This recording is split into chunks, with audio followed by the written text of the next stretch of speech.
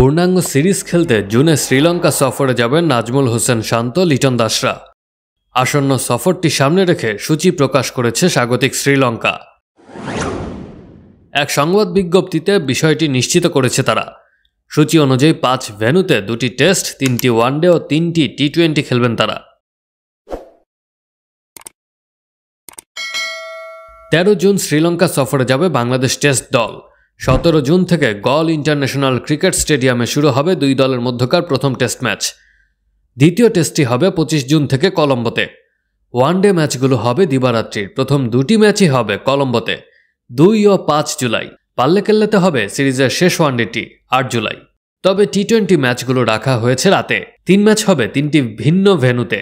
প্রথম টি-20 ম্যাচটি হবে 10 জুলাই পাল্লেকেল্লাতে, পরেরটি 13 জুলাই ডাম্বুলায়, আর শেষ ম্যাচটি হবে 16 জুলাই কলম্বোতে।